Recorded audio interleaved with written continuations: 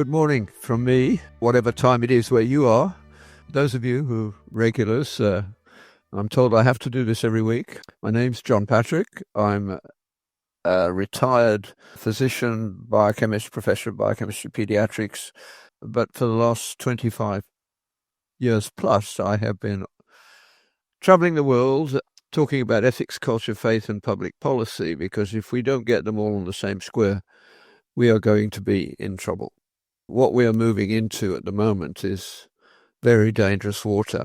If you could see my desk, which fortunately you can't, neither can I, because not unusually it's covered by articles, papers, magazines, books, a coffee cup, a quotation book.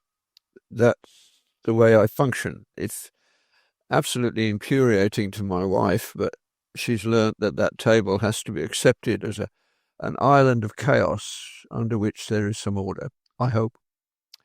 So what we're living through is beautifully described in something I read this week, so I'm going to begin by reading it to you. This is taken from the December edition of First Things, and it's by a man whose work I have enjoyed. Michael Hanby is a professor of religion and the philosophy of science at the Pontifical John Paul II Institute for Studies on Marriage and the Family in the Catholic University of America. This is the opening to the article that really got to me. The almost complete lack of reflection on the normalization of assisted reproductive technologies for producing children is a telling sign of the unseriousness of our age. The transformation of our typical thoughtlessness into an aggressive boosterism on behalf of these technologies is a more foreboding sign for the human future. Modern technology realizes a superhuman aspiration to protect human power beyond a human scale. I think that phrase, to project a human power beyond a human scale, is our problem. We're seeing it everywhere, in politics, in science, in the universities.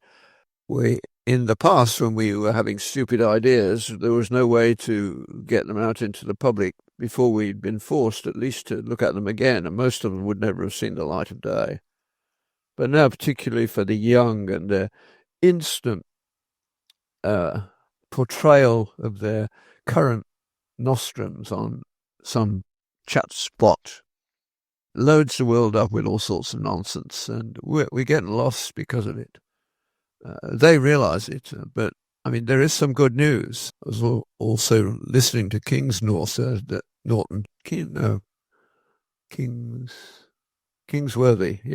on Unheard, talking about the way he went round trying everything before he eventually settled, realizing he needed both an external set of realities that he accepted as objective.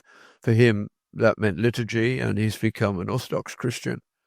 But he needed an internal map as well, and that turned out to be Christianity for him. So the world that I live in, or lived in, I don't live in it anymore in the same way, but I watch this as my son, who's in the middle of it too.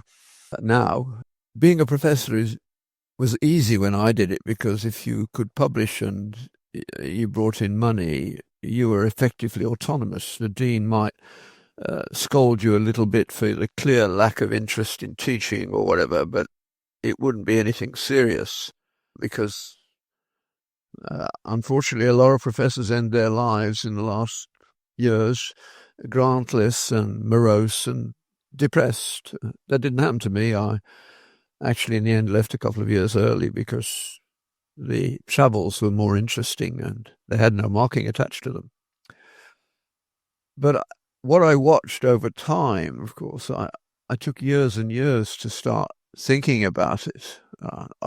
I didn't think about it seriously until we went to Jamaica for about 7 years, funded by the Wellcome Trust, to study severely malnourished children, an incredibly great privilege and a wonderful period of time.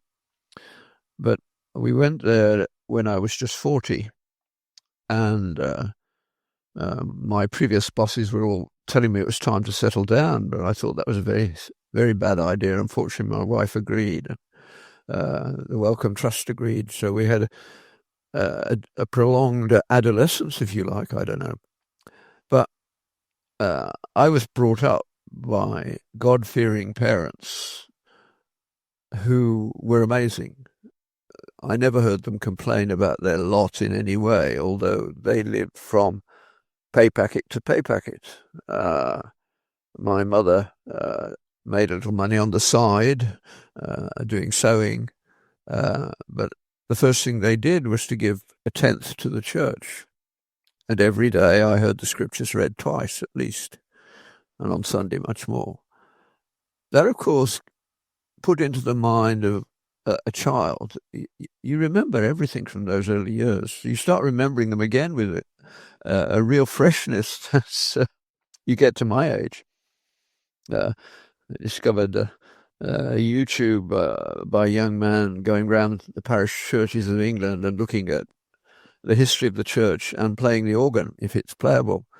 And he ended up last night playing All Things Bright and Beautiful, and that took me straight back to school. I mean, we sang that in school, and we loved it. It's all things bright and beautiful, all creatures great and small, all things wise and wonderful. The good Lord made them all. Just the sort of thing children love. And how much better than the stuff they remember now, because it's innocent. And in my view, it's true. That world led me easily into an academic world. I didn't understand that process. And then into medicine and wandered around the specialties before I found out that I was meant to be doing something like research for a bit. And we went to Jamaica because with Philip Hilton, we'd invented a new technique which could look at the distinction between marasmus and kwashiorkor, the two main forms of serious malnutrition, in a way that no one else could. And it was very productive. But I knew that I was not bringing up my children as my parents had brought me up. We went to church because we're both very, I suppose you could say, egocentric people.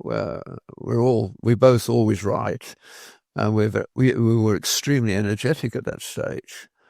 So the sermon at my marriage was for me, and it was, I don't think you've got enough bricks for this project called marriage. The text was, no man setting out to build a tower doesn't first find out whether he's got enough bricks for the project.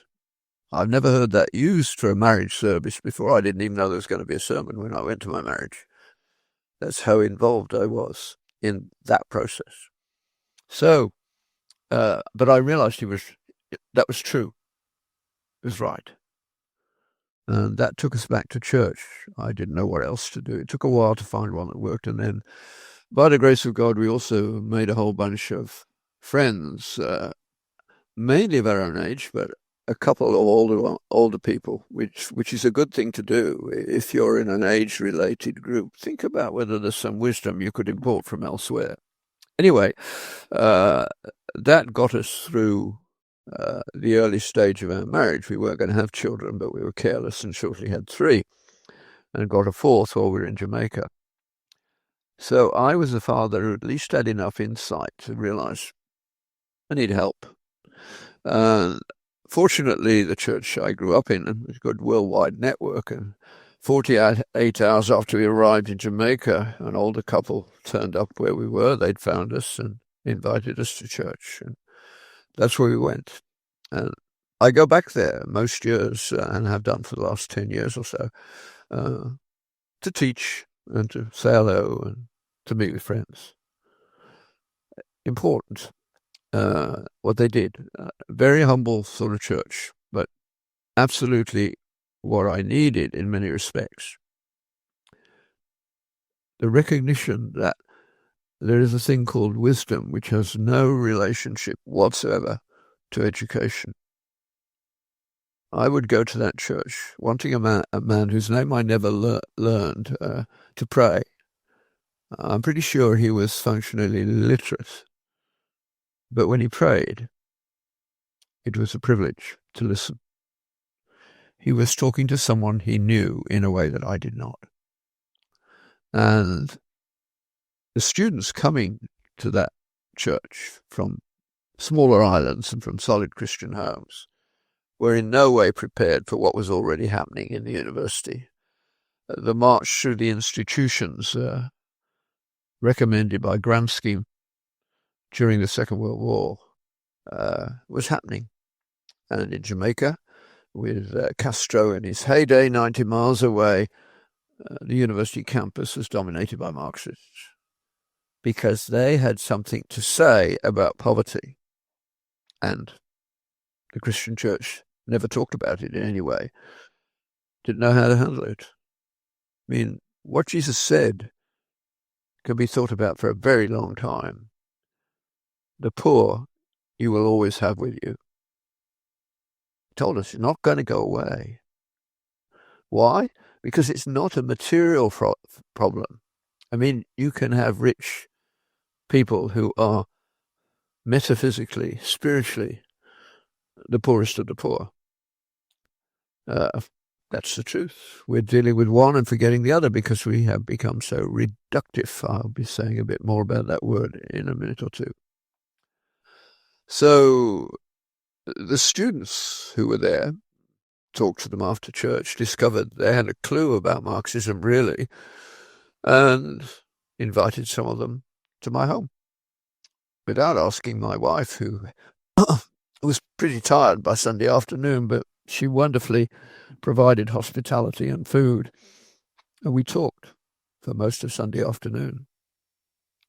I had a grandfather who was a Marxist trade union leader, and I had been to Russia behind the Iron Curtain, and that's having flirted with the left-hand end of the spectrum as a student initially, which I think you should do because it's idealistic but unrealistic.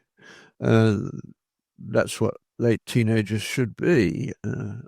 That's when your ideals should get some expression, but they should be under the guidance of wisdom. But wisdom is disappearing. In fact, I have yet to find a student in the last few years who, when I ask, did you ever leave a class during the last few years in the university feeling wiser than you did at the beginning?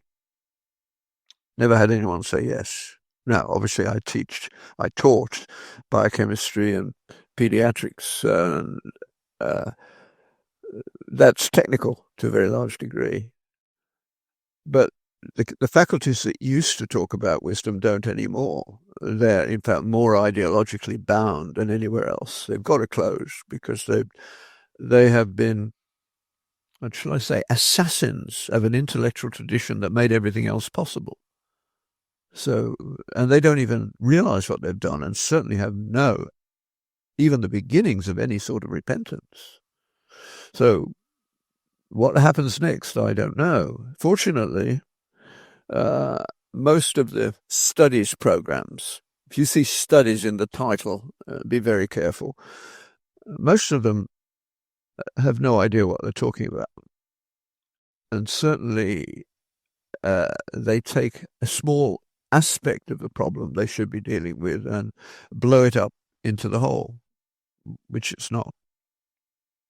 Because they used to deal with the big questions, which I've talked about in one way or another many times on this podcast. Where did I come from? Why am I here? Where am I going? Death, suffering, justice or injustice. What can I know? Therefore, I may know what I ought to believe, and therefore what I ought to do. Those 9 questions were answered by the arts faculty in the past. Not anymore. The arts faculty can't even tell you what a woman is now, as opposed to a man. I mean, that is unbelievable. I mean, ordinary people just can't believe that there are serious people who are in that state.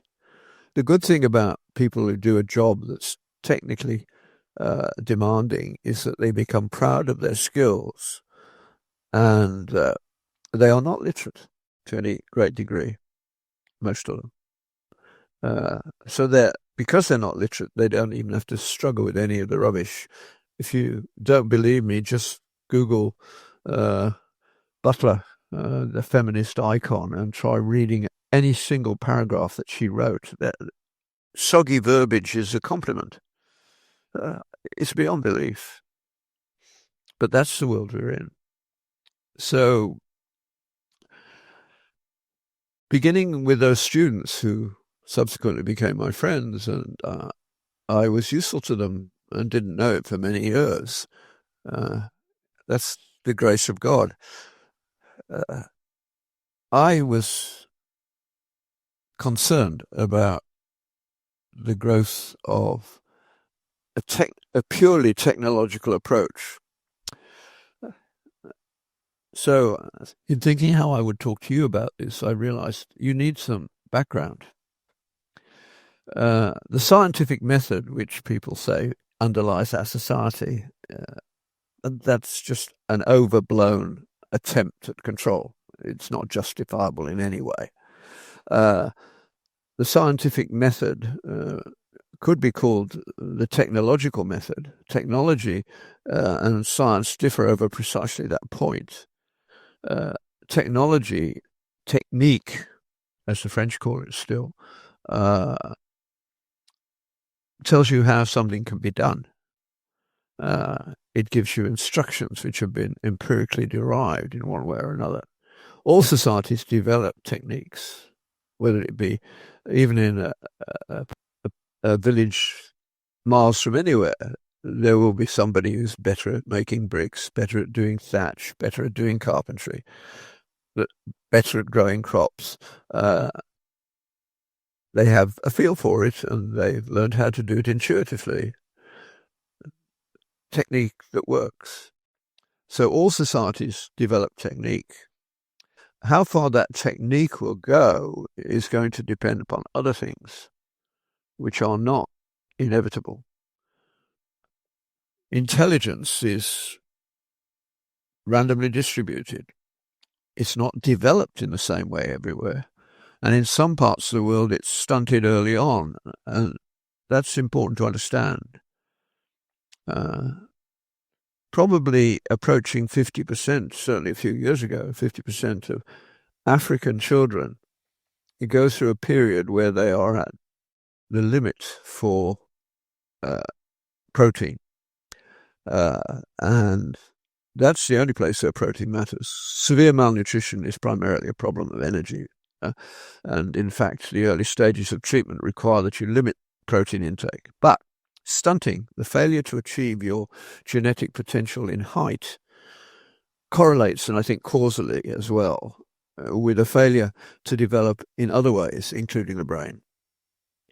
The only thing that we could find in the severely malnourished children after they had been resuscitated, when the psychologists compared them to their siblings and to the children they sat next to at school, the only thing they were behind on was socialization. Very sad, and not much can be done about that. And in animals, it looks as though that kind of undernutrition does get passed on. So it takes 3 generations to get rid of. When you think about it, when a woman is carrying her daughter has her granddaughter's genes in her body.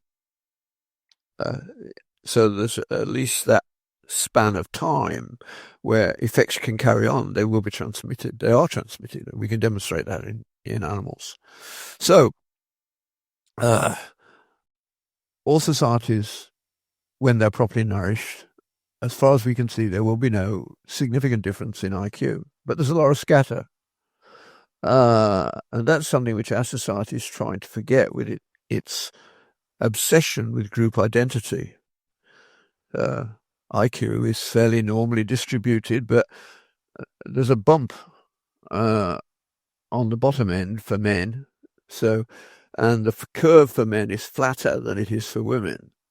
So women are more functional and keep in the mid-range much better than men do. But the extremes at one end produce idiots, but extremes at the other end produce genii. And they're very rare, of course.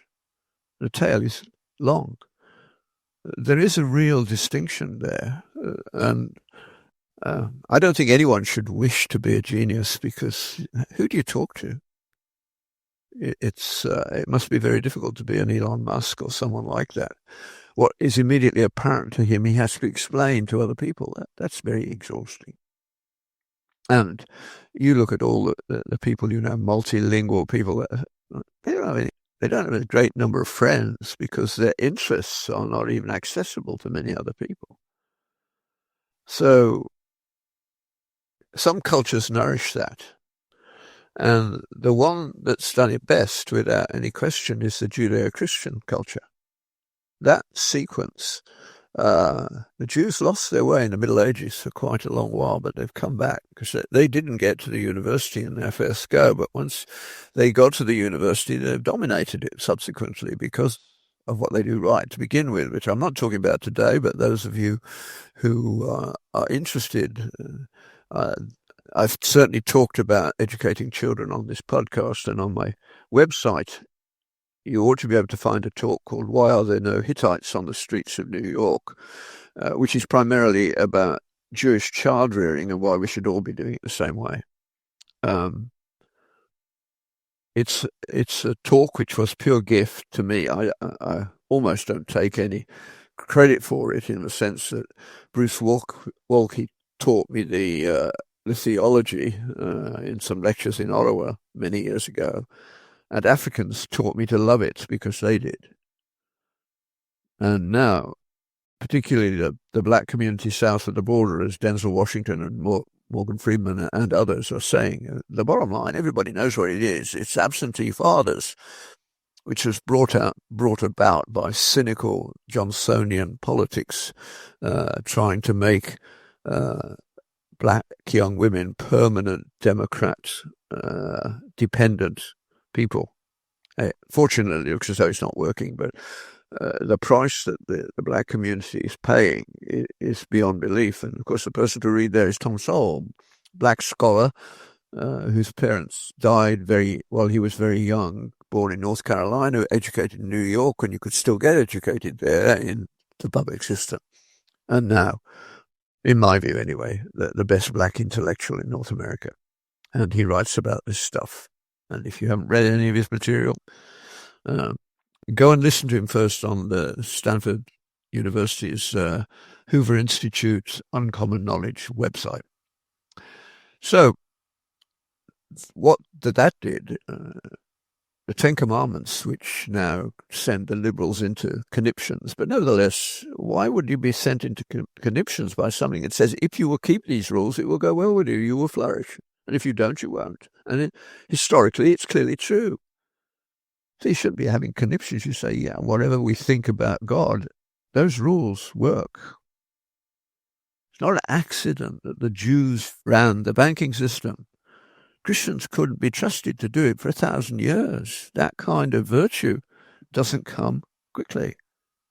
Jews knew that if you make a promise, especially financially, you ought to keep it, because if you don't, you won't be trusted, and if you aren't trusted, you won't be banking.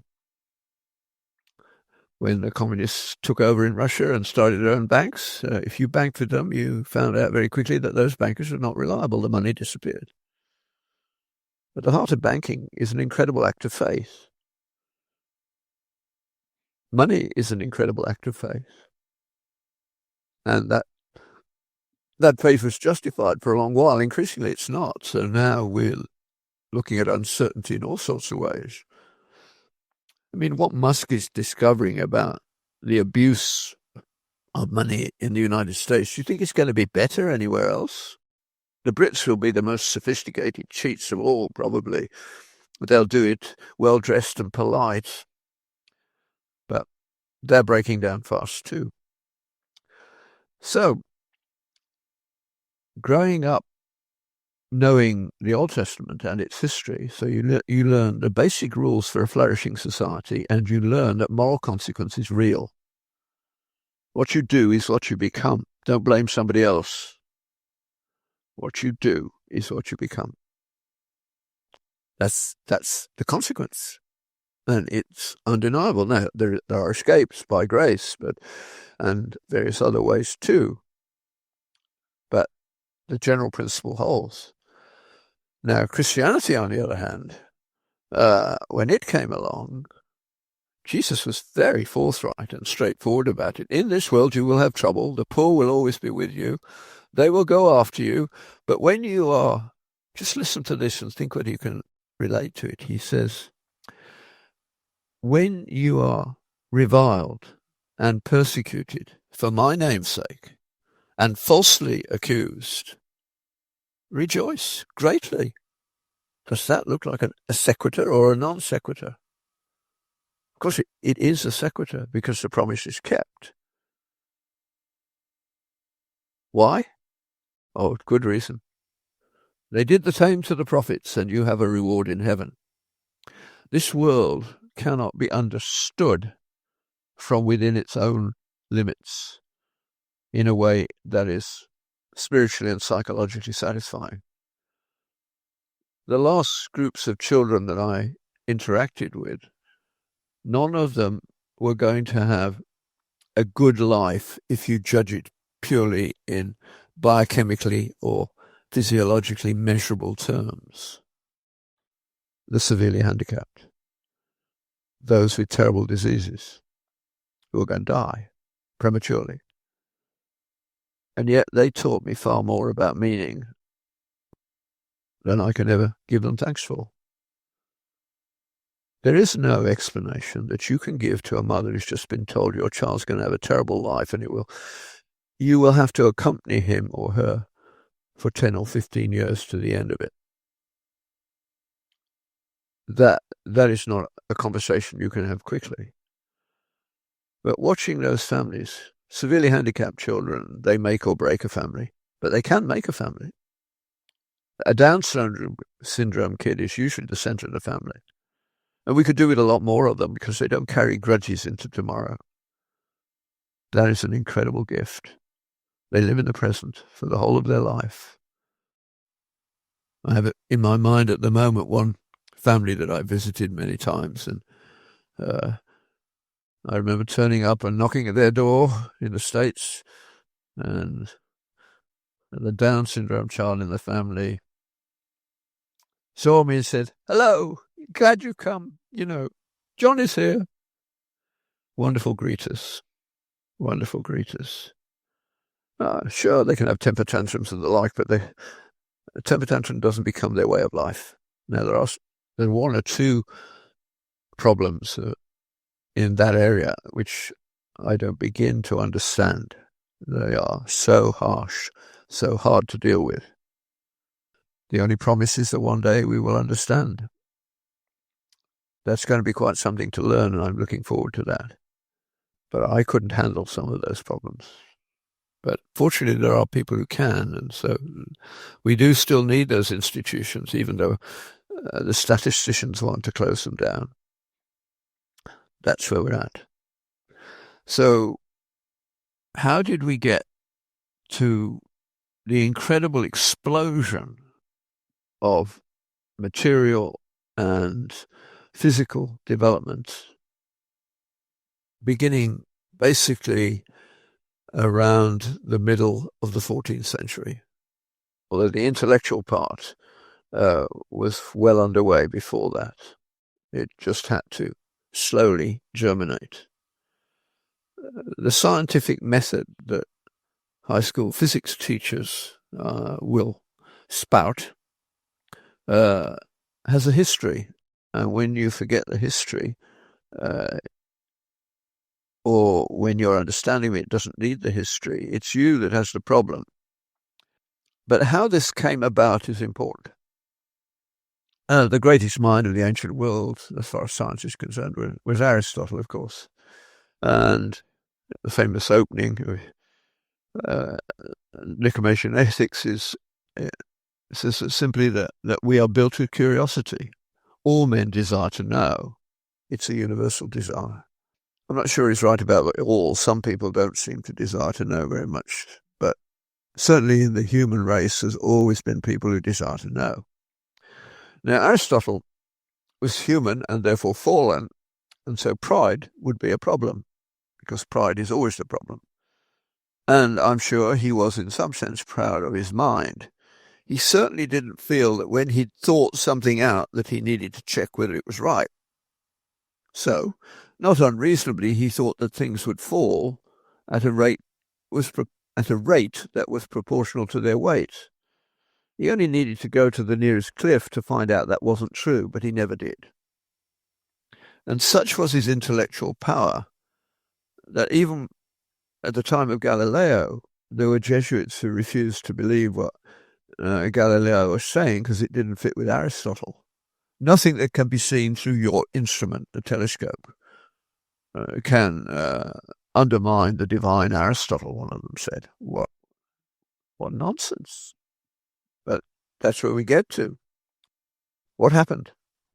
Well, that Aristotle's insights were still very powerful and useful. And the Greeks made progress, particularly in mathematics, especially geometry and in astronomy. And they looked at other things. Aristotle was a superb observer of biology. Some of the things he observed were not confirmed until the 19th century. He obviously had a lot of people that he talked to on the Greek islands, so his biology is worth reading. The detail that he managed with the naked eye is really very impressive. So he was a good observer, but he didn't do experiments. He wanted to deduce everything, to start with the big and get to the little. What the scientific revolution did was to reverse that, to start with the little and get to the big. That's not easy to do, to change in that way. How did it happen? Well, the Greeks had what they called the four causes, which was their starting foundational approach to learning. And the four causes were the material, the formal, the efficient, and the final. Now, you don't need to remember those words. Just think about a statue and imagine Michelangelo creating, say, David. What's happening? Well, he needed the material. That's the marble. Then he needed to, as he would say, he could see what that marble contained, and he had to release it. The ideas that went into it are called the formal cause. And then you had to be skilled with your tools, as Michelangelo was, and that gives you the efficient cause. And the final cause. Why did he do it? For beauty. That's what art used to do. You can tell we've lost our way when we call what is ugly art, and when we throw tomato ketchup at great art. You can see where we've got to at that point. It's not good news. So, on the other side, on the narrative side, Homer provided the kickoff. And so then we go through the centuries as the empires come and go. Empires, not states, to a large degree. When the Greeks were beaten by the Romans because of the pride of Alcibiades, then the Romans took over. They were brutal. I mean, brutal in a way that would even bother our mind. At the Auschwitz level. They didn't care. They just murdered people. Julius Caesar probably killed 1 million Gauls, turned them into slaves. If you were sent to the mines, you worked till you died, and that wasn't going to be very long. Or into the galleys. A brutal society built around personal honor at the top. One senator had his wife executed because she went out without a veil. That's the much vaunted Romans, but they did have a code of law, and they did have military skills, and that made progress. But it didn't last all that long, and when it collapsed, Christianity had arrived and had been duly persecuted by various Roman rulers. Some were more tolerant than others, but in the end, they rotted from the inside, as most empires do, and but Christianity had grown, and Augustine was off in North Africa watching the collapse, and instead of losing it, he wrote The City of God, which became, in effect, the working diagram for the development of the Western world. And when the collapse occurred, the key point, beautifully, let me paraphrase Alistair McIntyre, still alive, I believe, at Notre Dame, teaching philosophy, Marxist to Thomist in his lifetime. His most quoted book is After Virtue, which is a very unusual history of ideas. But it ends like this, paraphrasing freely.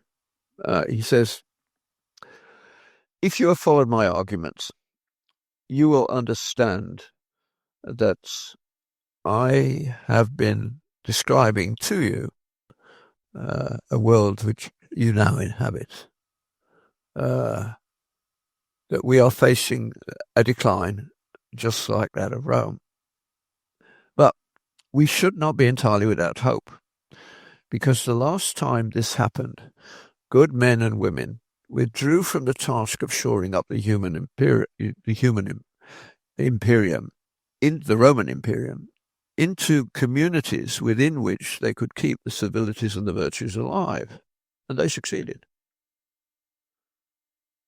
We are waiting for a doubtless new St. Benedict. He's talking about the monastic system. The monastic system kept learning alive. I mean, in the British Isles, Christianity was pushed out to the Celtic rim of Western Ireland before it came back, but it did come back. And that story needs to be told. If anybody had come from Mars, shall we say, in the 8th or 9th century, they would have looked at Europe as really nothing's ever going to happen there. It was a bunch of warring fiefdoms, and Islam was dominating the world. But they were wrong. Something was happening. Christianity had taken root, and it had survived all those prunings and cuttings, and it came back to life. And it was Christianity, Catholic Christianity, that formed the universities and started a whole new process. Aristotle, who got lost when the split of the church took Greek East and Latin West, so the Greek stuff got lost, except fortunately the Muslims preserved it, and it came back into Spain, and then from Spain it came back into Europe. The difference is that the Muslims honored Aristotle, and they did astronomy and mathematics. They did no experiments. One guy tried, and he had to feign madness to survive after trying. But once that understanding came across the Pyrenees into Europe, into these monasteries, it took off like a rocket. So that by the middle of the 13th century, there was a real intellectual revival. But the Bishop of Paris, all the universities were under the local bishop. The early ones, Padua, Bologna, Paris, London, Oxford, they were under the control of the bishop. And the Bishop of Paris was worried that this new learning might undermine the faith of the humble poor. You have to realize that no printing press, most priests, according to the secular age, didn't even have a Bible that they could read. They mumbled in dog Latin. It wasn't hugely efficient. Printing press was going to change everything, but it started before that. So the guys, the profs in Paris, were told they couldn't do Aristotelian deductive logic until the church had looked at it and decided whether it was safe. And they had to obey. But they defaulted to inductive logic. Now, the modern people doing the history of science, many of them want to avoid any suggestion that Christianity might actually have helped. So they don't like science to be described as an inductive exercise, but experimental science is precisely that. What these guys did said, well, we can't start from the being God and try and get down to the details. We get lost on the way. But maybe we go the other way around. So they started with looking at things, and instead of just saying, well, we understand them by looking, they started measuring. The big step forward. It took 75 years before the first experiment was done and the first graph drawn, without the people doing it in Merton College, Oxford, actually knowing what they'd done in the sense that would make a difference. But Occam was watching, and Occam's razor, which you've heard of, came out of that process. He wanted to defend God because he thought this new science might push God out of the way. He was right at one level, but you don't defend God, he can do it himself. But he divided the world into what can be measured and what can't, really. Truth, love, justice, honour. Modern science recognised immediately, had no problem. No, that's not our domain, that's God's domain. We measure. Then we try and build an idea of how it works, and then we go back to the drawing board, design experiments, and you go on in that way. That insight moved first to Paris and then back to England via Descartes to Bacon, and we had a reduced world in which not only had we allowed love, beauty, truth, justice, honour not to be part of that world, but we pretended it didn't really matter. And Bacon changed the meaning of the word fact. Newton was actually the last of the real medievals in that he believed that moral truth was more important than physical truth. But not after the success of science from basically the 14th century onwards. I mean, it's been incredibly successful. And it's inductive reasoning, and it has no metaphysics. And that means all the big questions are unanswered. Do you begin to understand why your children, your grandchildren, and perhaps yourself are somewhat discomforted within? It's because you've been robbed of your heritage. You need to go back and start looking for it. Those that seek will find. That's about, well, I'll turn the second half into another talk. I was going to go on and do it today, but I don't think I have the energy to do that, so I'll do it next week, God willing. But thank you, those of you who communicate with me. It's very encouraging, very helpful. God bless you all.